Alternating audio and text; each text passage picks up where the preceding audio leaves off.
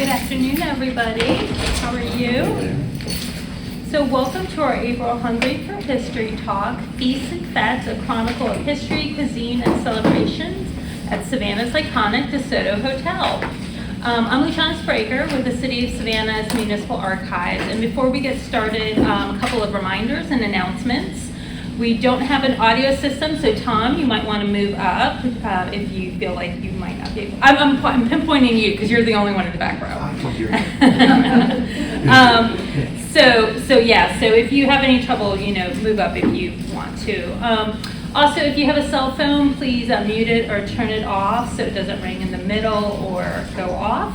And a heads up for our May program. I'm really excited about this one. On Friday, May 2nd, we're going to do our first, hopefully what might be an annual special student showcase. We're going to have 2 panels with 6 speakers. They represent Savannah State, Georgia Southern, and SCAD. It's kind of like a mini conference.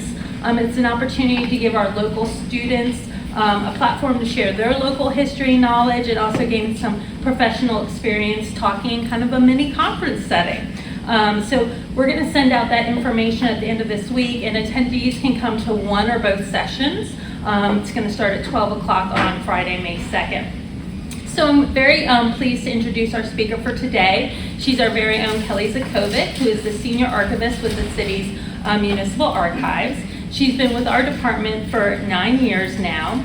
Kelly earned her bachelor's in art history and Italian from Florida State University, and then a master's in art history from Virginia Commonwealth University, where she fell in love with the archival profession while researching early modern cartography. After working in the archives of the John and Mabel Ringling Museum of Art in Sarasota, Florida, and pursuing an MLIS at Florida State University, she is now drawn to researching and telling social history and popular culture stories through archival records. Kelly values being part of the wider museum community here in Savannah and has taken on leadership roles in the Coastal Museums Association, the Flannery O'Connor Childhood Home Museum, and the Society of Georgia Archivists. And with that, I'd like to welcome Kelly to our podium.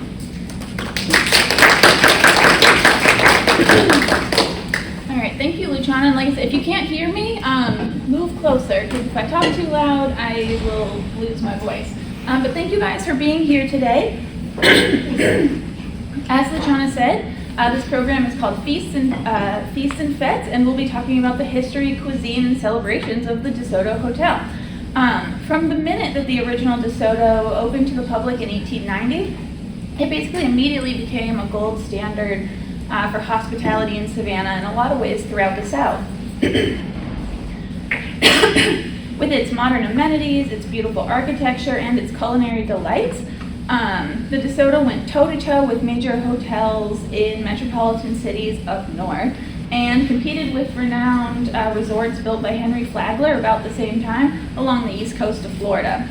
The DeSoto hosted celebrities like Katharine Hepburn and Gregory Peck, Henry Ford, and countless political dignitaries, and at least 5 presidents, and not to mention the thousands of ordinary tourists who flocked to the hostess city. From its goings-on, we can learn a lot about politics and society, and especially food, which I'm going to focus on a lot today. In order to try to tell a succinct story of the hotel, because really if we dove into all of the highlights, I think we'd be here all week. I'm going to talk a little bit about just a few special events as told by materials in the Municipal Archives DeSoto Hotel collection. This collection consists of event programs, menus, promotional materials, and photographs related to the original DeSoto Hotel. The collection was gifted to the Municipal Archives in 2023 by the management of the hotel today. This collection is completely digitized and available on our website, so I definitely encourage you to check it out if this is something that you are interested in. And just also as a note, the images that I'm using throughout this presentation, unless they're otherwise noted, they either come from the DeSoto collection or one of the other Municipal Archives photograph or postcard collections. So, to rewind back to the beginning, Savannah has been a popular tourist destination throughout its history, right? One of the earliest hotels in Savannah's history is the Merchant and Planters Coffee House, which opened in 1795. This hotel had 13 rooms, 5 fireplaces, which they thought was important to note, and they served food and wine. According to a lot of newspaper excerpts, The coffee house was also a very popular place to conduct businesses for different social groups. And this is going to be sort of a theme throughout the hotels in the 19th century. The City Hotel, which was on the site most recently occupied by Moon River Brewing, both hosted guests and served as the first branch of the U.S. Postal Service in Savannah. The Pulaski Hotel, which opened on Johnson Square in the 1840s, hosted elaborate galas with upwards of 400 guests, and in 1844, presidential candidate Henry Clay gave a speech from its portico. Other hotels in Savannah, like the Screven House, the Marshall House, or the Pavilion Hotel, fed and housed Savannah's visitors adequately, but apparently something was still missing in the city's hospitality scene. By the late 1870s, hotels in Savannah were no longer quite as popular as they had once been. Business leaders were concerned that tourists and business travelers were bypassing the city for destinations with more modern amenities, and that were just a little bit trendier. The first printed evidence of a plan to bring a brand new world-class hotel to Savannah that I found appeared in the April 1879 article from the Savannah Morning News, which reads in part, "For some time past, there have been quiet rumors to the effect that a well-known and wealthy citizen of Savannah is endeavoring to purchase the Oglethorpe Barracks with the view of converting it into an immense and magnificent first-class hotel." In 1881, Mayor John Wheaton appointed a committee to investigate the potential locations and feasibility of funding such a hotel project. Throughout the 1880s, the committee reached out to prominent hotel managers from New York and other big cities for advice and to help them visit potential sites. By 1888, Mayor Rufus Lester appointed a new hotel committee to purchase the barracks site and obtain a charter for a hotel company. The Savannah Hotel Company was chartered on May 9, 1888, and the Oglethorpe Barracks site was finally purchased for $75,000. The group quickly released a solicitation for an architect. William Gibbons Preston was selected in June of 1888 to build the building. Other notable buildings in Savannah designed by Preston that you might be familiar with, there's so many to list, but they include the Cotton Exchange and the courthouse on Wright Square. Preston's design for the hotel combined Richardsonian, Romanesque, and Queen Anne architectural styles. These were popular between 1880 and 1910, and they incorporated a playful use of different building materials, asymmetrical floor plans, rounded corner towers, patterned masonry, and more, all of which we see on the DeSoto, I think. And this hotel was really considered to be the pinnacle of Preston's architectural style. By December of 1888, the contract for building the new hotel was awarded to M.T. Lumen & Company from Jeffersonville, Indiana. Lumen & Company's contract dictated that they would build the structure for $250,000, which did not include the furnishings, and that it would be completed by December 25th, 1889, so that it could be open for the 1890 season. The barracks were demolished and construction began on January 1st, 1889. Several names were considered for the hotel, including the Washington, Madison, Chatham, and Savannah, but after much debate, the name DeSoto was chosen, as suggested by Colonel John Estill, who owned the Savannah Morning News. The hotel was named after the Spanish explorer Hernando de Soto, whom they called the gallant and kind-hearted, which there may be some debate about that, and they called him the first notable tourist to visit Georgia during his search for gold in the southeast. The building was almost completed on time. Instead of being open for Christmas, it was open for New Year's instead. For all of the elaborate planning and decor, the estimated cost of the hotel, including construction and the purchase of the site, which at the start they budgeted $325,000, but by the time it completed, the cost had risen to $502,209, very precise. That includes $134,000 for furnishings. That works out to be about $17 million today for this building. When it opened in 1890, a full-page spread in the Savannah Morning News describes its layout, furnishings, amenities, and technological innovations in great detail. So some of the highlights include a three-sided layout with the southeast quadrant left open to promote sunlight and southerly ocean breezes.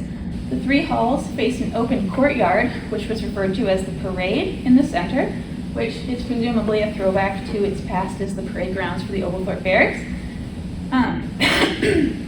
The parade featured paths and lawns, tennis courts, fountains, smoker seats, orchestra pavilion, orange trees, and more.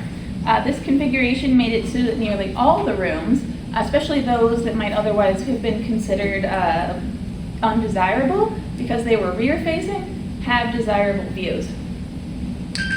Then there was the rotunda, or this projection here, which inside showcased tropical flowering plants, almost like a conservancy or conservatory, and was outfitted with a generous fireplace to heat the big open space.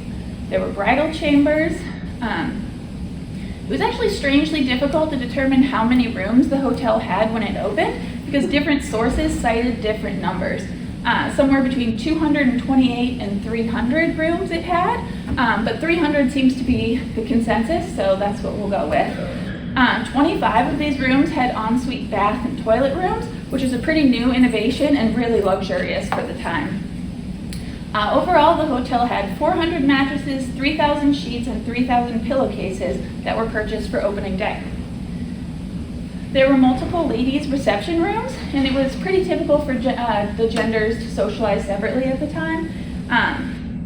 And there were 3 drawing rooms just on the first floor, 2 large gentleman rooms, a reading room, a smoking room.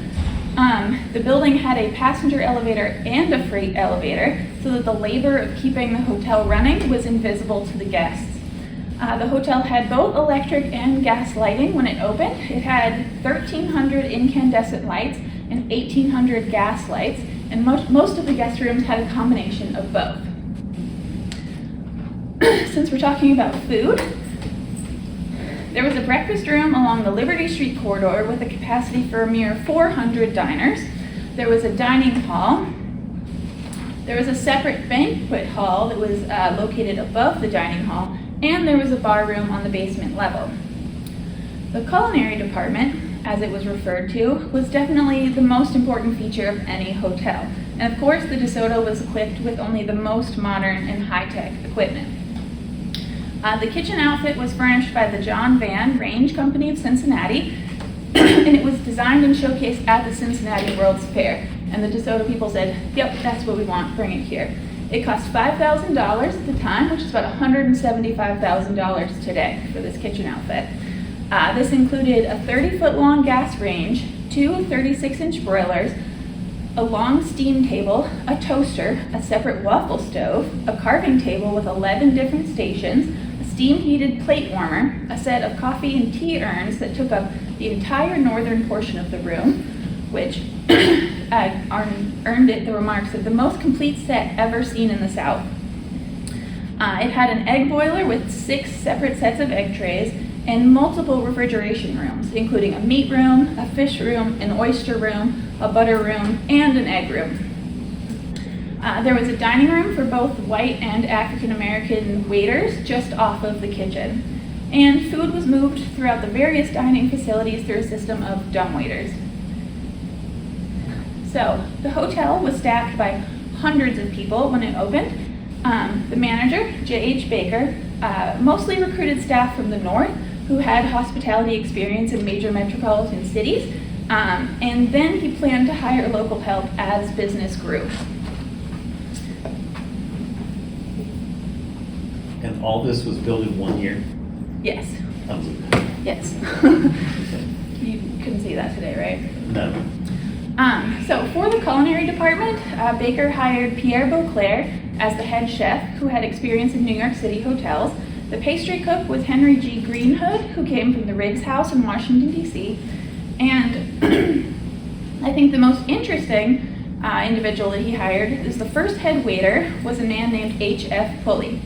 As the story goes, after soliciting applications for the head waiter position, Baker received a remarkably elegant, well-written letter in response from Mr. Pulley.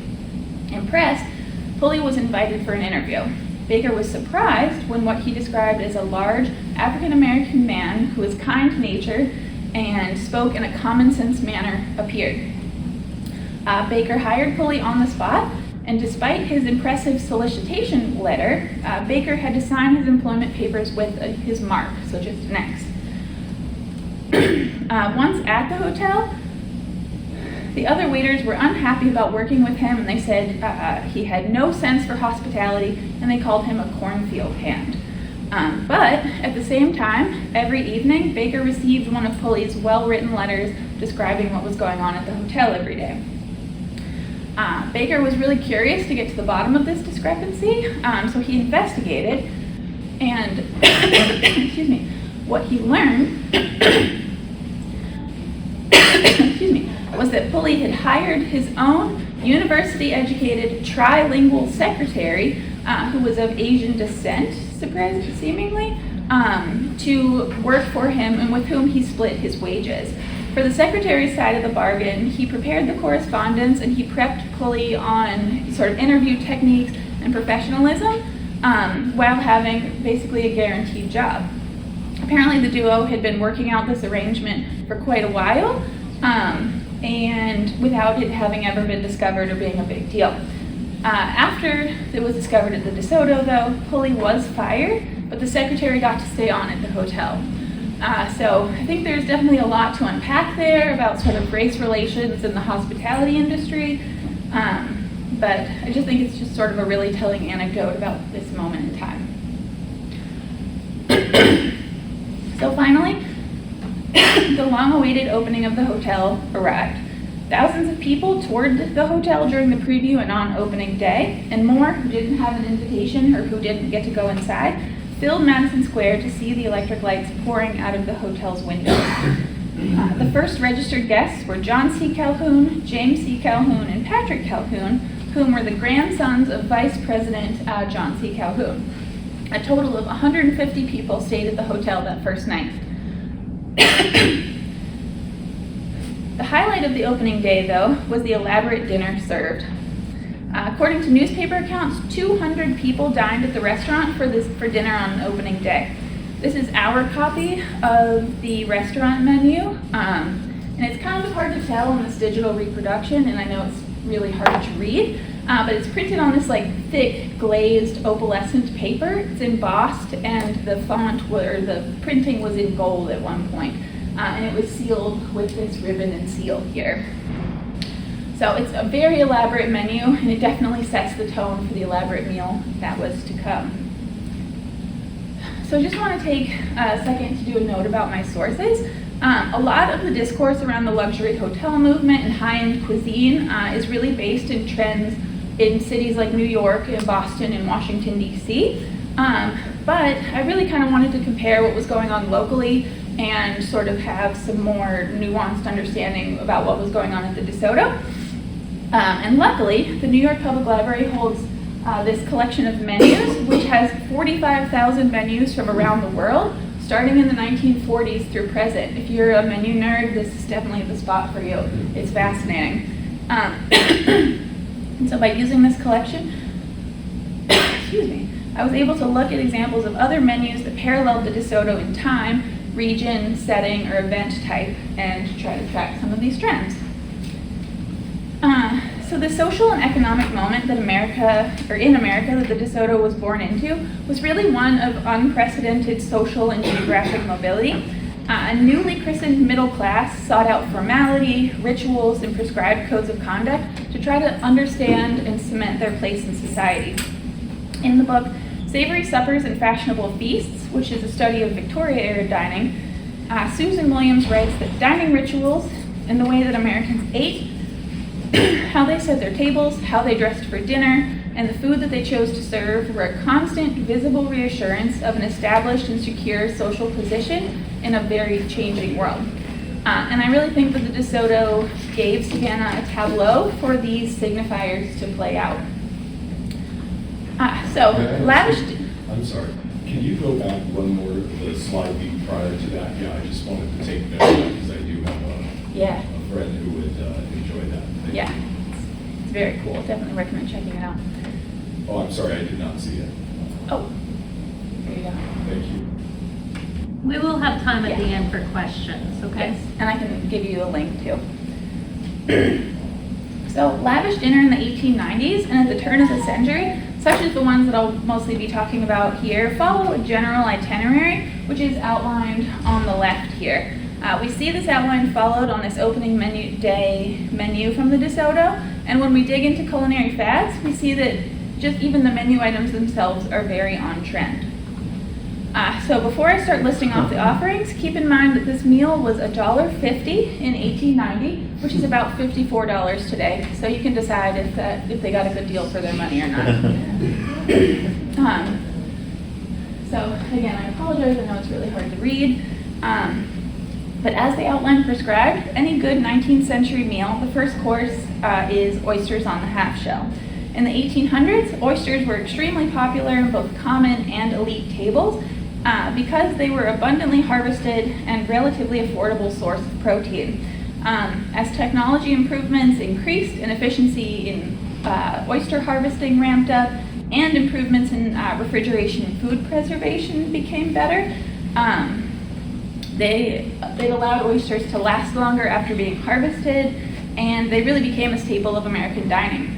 Between 1880 and 1910, it's estimated that 160 million pounds of oysters were harvested per year, and oysters cost less than half as much as a pound of beef at the time.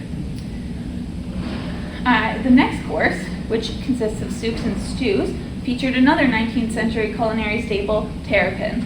Like oysters, in early American history, terrapin was primarily eaten by Native Americans and enslaved people because the animals were abundant and easy to harvest. By the 1850s, though, terrapin had attracted the attention of wealthy diners who appreciated its white, sweet flesh. At this time, the price for Chesapeake terrapin, which is where it was primarily harvested from, tripled throughout the 1880s. And the craze really reached its peak around 1900 when over-harvesting started to impact it. On opening day at the DeSoto, they served terrapin au quenelle, which is like stewed dumplings in a terrapin broth. Out next came rissoles of pheasant, which are like baked or fried small patties with a sauce supreme, which is a classic French sauce of chicken stock and reduced chicken stock and heavy cream. The fish course consisted of boiled fillet of snapper à l'anglaise with sides. When we look at the sides, there are two options with celery. This caught my eye because it's celery, right? It's maybe like the most boring vegetable. Usually think of it as a garnish. But that would have been a very gauche opinion in the 1890s because celery was perhaps the most sought after vegetable in the late 1800s. Celery had long been cultivated in England and was known for being pretty fussy to grow. But as the article, "Celery is the avocado toast of the Victorian era," points out, it's precisely because it was so difficult to obtain that it was so popular. In his pioneering hotel manual, The Steward's Handbook, published in 1889, Joseph Whitehead declared that celery was an article of necessity now for every good dinner or supper in the winter or spring. Whitehead also noted that in the French fashion, it called for serving side dishes like celery after a fish or game course as a palate cleanser, which is just what we see here on the DeSoto's menu. In fact, celery is served 3 different ways during this meal. So overall, you can see that this meal follows a prescribed outline, adheres to contemporary food trends, and is heavily French-inspired, which again was very popular at the time. Many of the ingredients had the potential to be locally sourced, though the menu itself makes no mention of their origins. During the Gilded Era, having exotic, out-of-season, or difficult-to-source menu items was a sign of refinement and exclusivity. So this may explain why the source of ingredients is not listed here. But as time goes on, we see this trend shift a little bit. In 1898, the DeSoto hosted the first of 5 presidents when William McKinley was honored with a banquet in December of that year. President McKinley came to town to greet and review military troops that were being trained at Savannah's Camp Onward in anticipation of the Spanish-American War. During his visit, McKinley reviewed the troops in Forsyth Park, then took a boat trip down the Savannah River. The president stayed at the DeSoto, and the whole affair at the hotel was, quote, the most brilliant affair the city had ever seen. And spoiler alert, it's a pretty popular way to describe these events. McKinley's visit was capped by the grand banquet hosted by the Board of Trade at the DeSoto. A lengthy description of the event in the Savannah Morning News emphasized that the whole affair, especially the decorations, quote, symbolized national unity and glory, and that the settings were sufficient to inspire patriotism where none existed, to arouse the latent flames of affection for our native land. All of this is quite convenient propaganda when this country is facing the prospect of a war. The menu, which was republished in the newspaper, includes tidy oysters on the half shell, Georgia terrapin, roasted Chatham County partridge, and Camp Onward cream for dessert. So no doubt this was intended to show off the delicacies of the local food scene for esteemed visitors.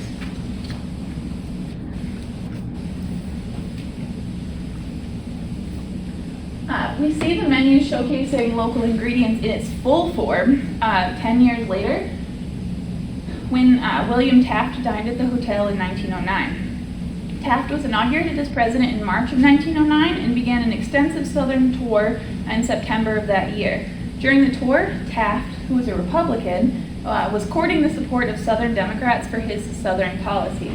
It's fitting then that when he came to Savannah, he stayed at the home of fellow Yale alum and staunch Southern Democrat William Washington Gordon II. While William was involved with planning the formal reception for President Taft, his wife Nellie was concerned with hostess duties at home. In a letter she wrote to Daisy, who you might know as Juliette Gordon Lowe, Nellie details that she fed the president and his entourage a, quote, light lunch of hot rolls, turkey, bouillon, boned turkey, Virginia ham, and salad. The president refused wine and coffee, but readily drank 4 bottles of ginger ale before he was whisked off to dinner at the DeSoto. The banquet at the DeSoto was attended by over 350 guests seated at 12 tables. According to the event program, no fewer than 8 speeches were given at this event. The president made remarks last, after which 20 white doves were released into the audience, much to the attendees' excitement. Governor Joseph Mackey Brown gave a lengthy speech extolling the virtues of the state of Georgia, which was heartily received by the president and the audience. To go along with the theme of Georgia's greatness, the menu was also fittingly crafted to celebrate local ingredients. The menu featured Defusky oysters, Ogeechee river trout, diamondback terrapin, a la Isle of Hope, a saddle of Ossabaw venison, Yamacraw yams, Oglethorpe punch, Liberty County quail, Hermitage rice birds, and Georgia crackers, among other non-local accoutrements. Taft was really famous for his love of food, but his love of terrapin soup was particularly well known, so being able to serve him locally sourced Isle of Hope terrapin must have been a particularly proud achievement for this moment, right? I was really interested in this Old Glory ice cream because even just at its name, it sounds like a particularly novel dessert option in the midst of an otherwise pretty novel event. And other people thought so too, because it earned its own description in the newspaper in Americus, so not even locally, they were describing this dessert. It was described as a North Pole scene consisting of the pole with an American flag fluttering from its summit, a polar bear, and a white man dressed in an Arctic outfit, disguised so that he could be taken as either cook or Perry. Now mind you, this is an ice cream dessert served individually to 350 guests. And for context, if you're not up on your polar exploring, in April of 1909, American explorer Robert Peary was credited as the first person to reach the North Pole, though many people believe that Frederick Cook, who was another American, actually was the first to reach it in 1908. So that's why they had this ambiguous figure on there. So, just seems crazy, right? So far, I haven't really touched on the drinks that were served at the DeSoto, though they're usually readily noted in the margins throughout the menu, and they're usually of a pretty prestigious European vintage. Though Taft was a well-known teetotaler, so he didn't drink, the banquet held in his honor showed no such restraint. As you can see on this menu, the drink pairings are notated in the margins in red. The canapé course is served with martinis. The venison course is paired with sparkling Chambertin, which is a French wine. The poultry course is paired with Pommery Sec, which is an off-dry champagne. They serve something called silver spray water, which I believe is a type of seltzer water, and apricot brandy, among other choices. I'm sure all of these were very fine libations, served in abundance to the enjoyment of their guests. But what I think makes this a particularly interesting choice is that these drinks were being served in the presence of the governor, the mayor of Savannah, any number of high-profile political figures 1 year after the state of Georgia implemented alcohol prohibition laws, which happened in 1908. These laws technically outlawed the manufacture, sale, and public distribution of alcohol in Georgia, so perhaps serving it at this private banquet falls in some narrow loophole of the law. But it still feels like a pretty flagrant and pretty Savannah way to evade the law.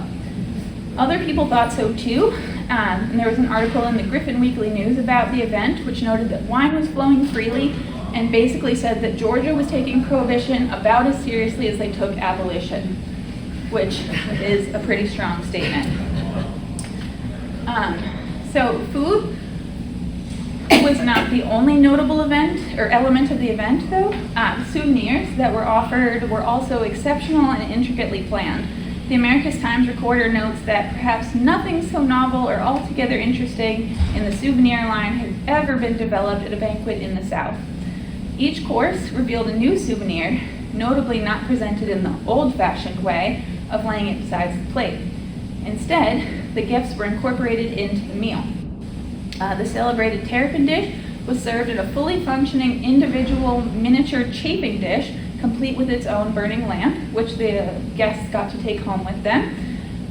Other souvenirs included a gold scarf pin with the city seal on it, long-necked perfume bottles where they put the apricot brandy, silk flags, hand-painted china trays, and the canapes were served on silver filigree coasters. Cigars in monogrammed cases with the president's picture on the band were also given to each guest at the end of the event. These cigars were provided by the Havana American Tobacco Company, whose vice president was a Savannian. Unfortunately, only one artifact came with the collection when it came to us, and that's this small medallion with the city seal on it. The banquet did not wrap up until after midnight, and back at the Gordon household, Mrs. Gordon remarks that the president did not arrive back until 3 in the morning, where he fell upon a fruit basket of apples and regaled himself with more ginger ale before he went to bed. As consummate proof that Taft's visit to Savannah was a culinary success, she concludes the letter by noting that, quote, judging by the president's profile as he descended the home steps, he'd had a good meal, end quote. After departing the Gordon residence, Taft was paraded around the city. He took in entertainment like flying airships, concerts in the square, acrobatic performances, and more, before leaving Union Station in the afternoon of November 6th.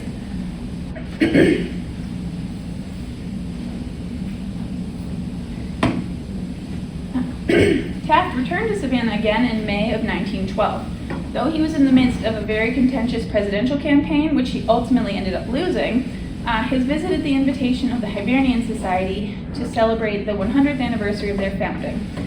This visit seems to be less campaign stop and more guest of honor. And in fact, the banquet, which is traditionally held on St. Patrick's Day, was postponed just to accommodate the president's schedule. Shortly after Taft arrived in town, he was whisked off to catch a weird baseball game, then driven around town where he had lunch at the Thunderbolt Casino, then was brought back to the Gordon home where he stayed once again. At the home, the Gordons hosted a reception for fellow Yale alumni.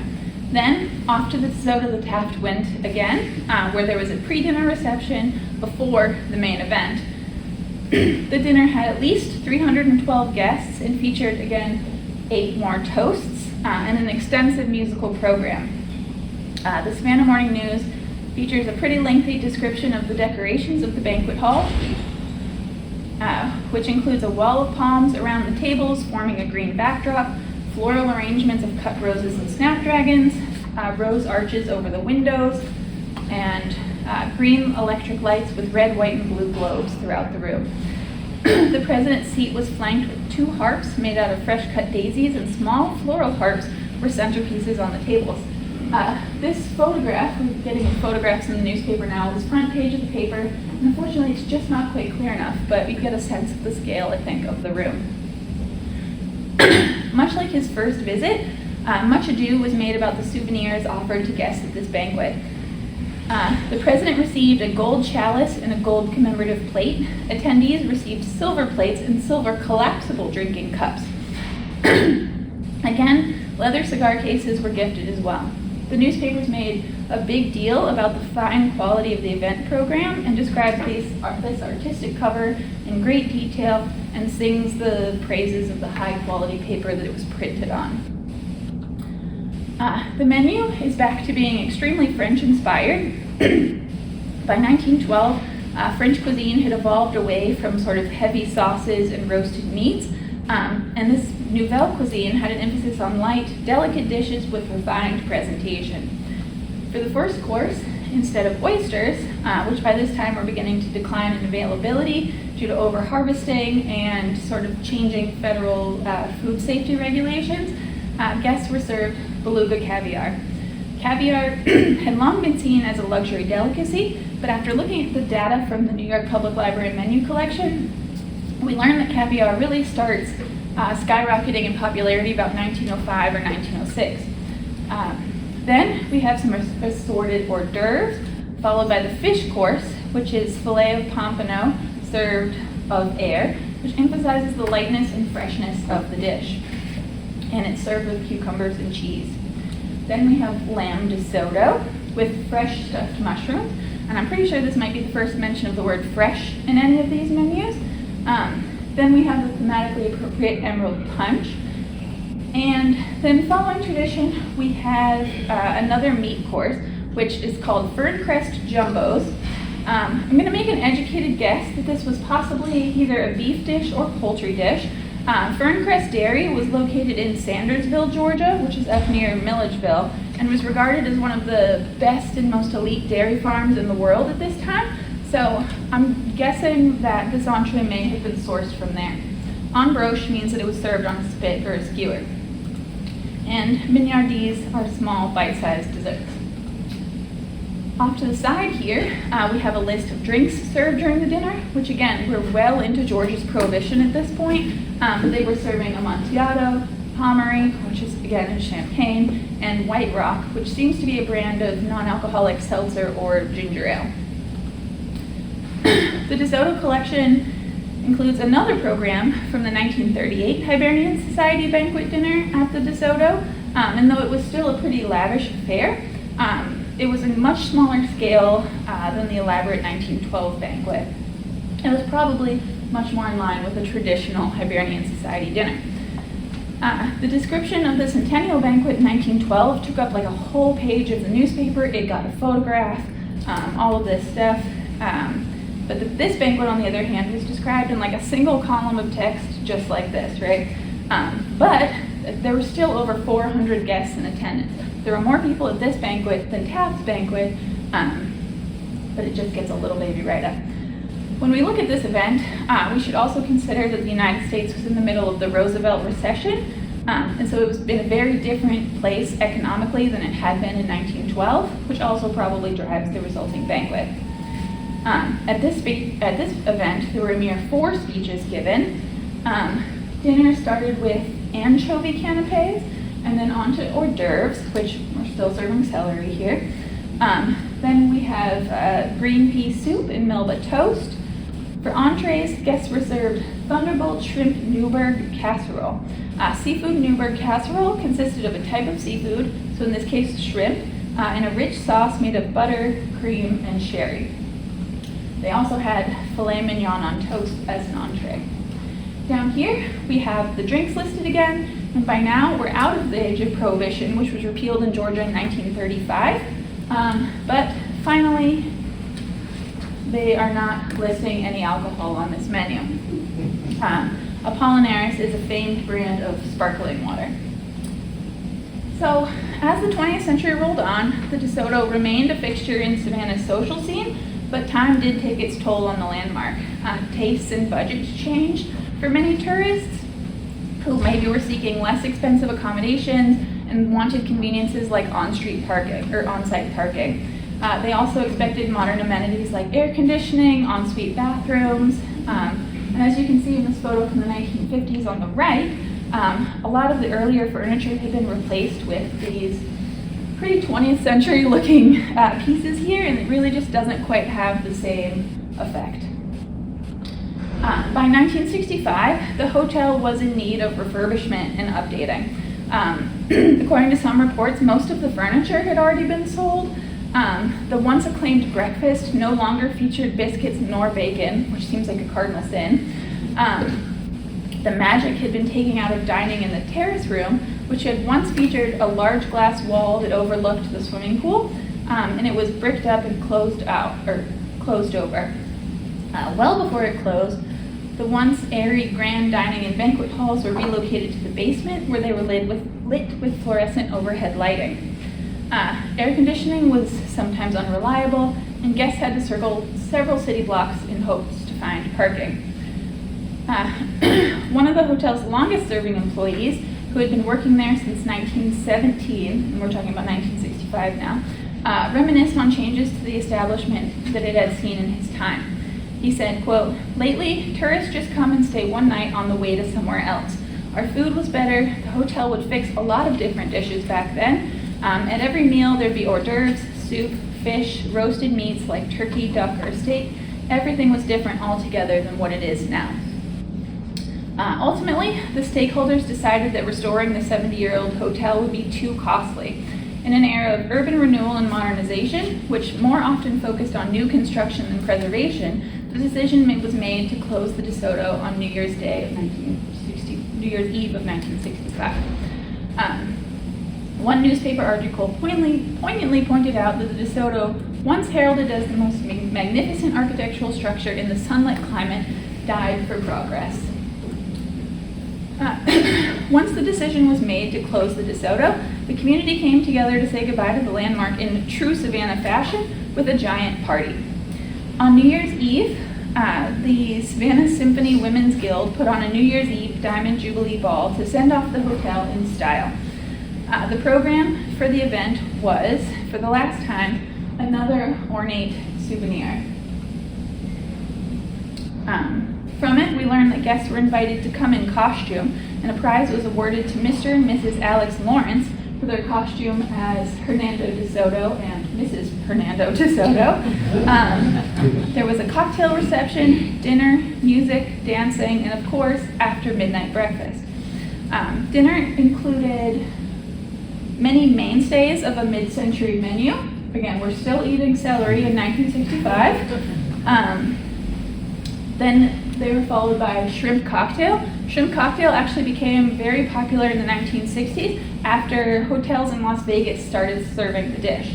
Then we have deviled crab in coquille, or in the shell, Cornish game hens, a potato dish called the DeSoto Duchess potato ring, asparagus, Caesar salad, and finishing it off with baked Alaska.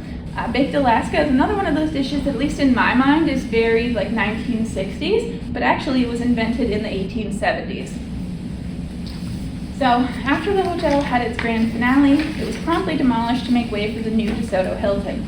This modern version was designed by Atlanta architect Richard Ake, and it opened its doors in 1968 and still stands today. Luckily, some of the original elements from Preston's DeSoto, like the terracotta lion and a terracotta DeSoto carving, were preserved and have been incorporated into the new building's design. So, just to wrap up, what really makes the story of the DeSoto so special is that it wasn't just a hotel. The original DeSoto, though no longer physically standing, stands as a testament to Savannah's rich cultural, architectural, and culinary heritage. More than just a building, it was a stage for social rituals, political fanfare, and gastronomic traditions that reflected the changing tides of American society from the Gilded Age through the 20th century. So hopefully through its menus, events, and guests, ranging from U.S. presidents to everyday tourists, I've shown you how the DeSoto revealed how food, design, and celebration could both mirror and shape a community's identity. The legacy of its hospitality lives on. So thank you. And yeah, thank you. Go ahead. If you don't mind, we do have our program here, so feel free to scan it. And I'm happy to answer any questions if anybody has any. There's.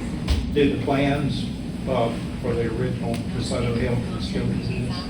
The They architectural do. plans? So there's a very large William Preston collection at the Boston Public Library. Preston was from Boston. He was in practice with his father, and together there's a large collection of their plans up there. Have you checked to see if these plans? I believe they are. They're not like online, and time was short to request copies, but I Yeah, believe they and do. there are some microfilm copies of plans at Georgia Historical Site for some of his Savannah buildings. So I'm not sure if it includes this, But you but don't know about this particular? I believe one? it includes at least the Cotton Exchange and the Chatham County Courthouse. Yeah, I didn't find any in my research, but it'd be nice if they existed. yeah. The story of the head waiter H.F. Pulley has the makings of a great screenplay. And I'm just curious, like the assistant, trilingual, but Asian, was he or she, was he? Yeah. Was he maybe listening to what the other staff was saying and reporting back to H.F. Pulley and maybe getting himself as like a intermediary and hearing gossip and maybe reporting it back to the head of the hotel? Like what's the dynamic there? Or do we know, or can we look for more information? He originally was hired on with Pulley as a waiter, and then sort of like pulled back and just was sort of going between Pulley and writing the letters, and then they hired him on in an administrative capacity after the whole thing was discovered. Does he have a diary or memoirs or letters? This is like 2 articles in the newspaper talked about it. It was a big deal. Like, I mean, they got like its whole own column about it. And so, I mean, that's all we really know, right? No photos of this gentleman. We have no idea where he went after this, how long they don't even name his secretary in the newspaper. They just call him like the little yellow man, Oh, jeez. which is Wow. not great. It's not the period, But, yeah. Expected. that's how he's routine, like over and over described in that way, so. And one more about the Hibernian Society, that they're Irish, I'm guessing. It's a big Irish. Yeah, it's an Irish fraternal organization. So what's their fascination with the DeSoto? It was just the place to have events. They still hold them there. I have a friend who is a member, and I think this year it was at the Westin, but I think most years it's still held at the current DeSoto. So I think it was just the place that could hold 400 people. Sure. Thank you. Anybody else? I'll make the comment, at the very beginning, you had you pointed out the old City Hotel building. I'm originally from Swainsboro, Georgia, and a fellow named John C. Coleman who lived in Swainsboro in the late 1800s, or in the 1800s. He was a robber baron, but he owned the City Hotel during that period, and it passed down through his family, and about the 1960s, they were going to sell it. The family was going to sell it, and his great-grandson had the mantelpieces torn out of the building.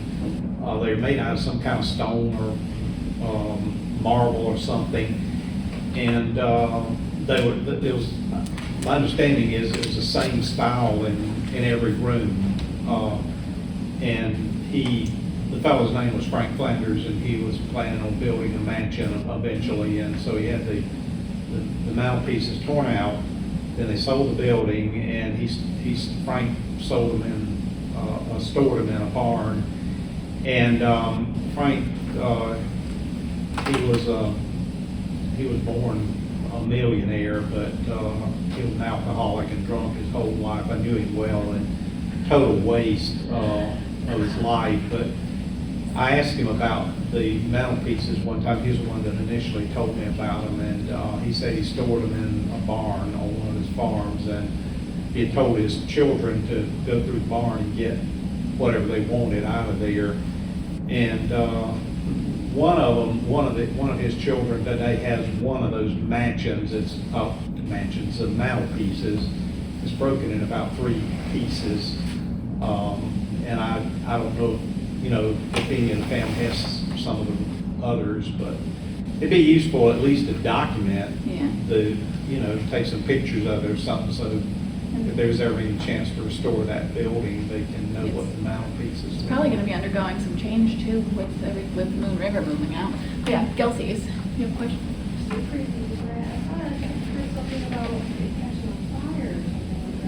Yes, in the late 1920s, the top floor caught on fire. Around the same time, it changed owners to an owner named J.B. Pound, who also started WTOC and ran WTOC out of the top floor. And right around that time, it also caught on fire up there. There was an image that you could see the change in the roof. There it is. Yes.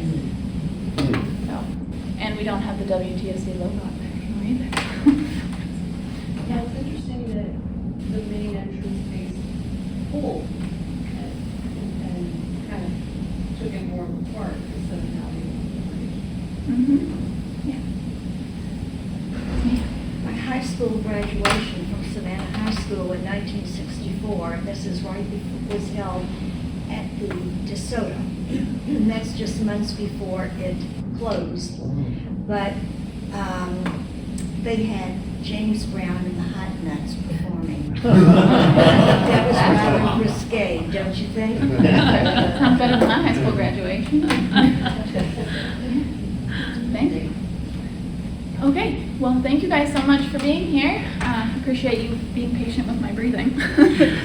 Thank you, and a reminder to fill out our program survey and give us recommendations of speakers, and there's the QR codes there, and then Kelly, if you'll put it back up on the screen too, and if you're interested in coming to the student showcase in May, stay tuned for that program announcement coming out. So thank you.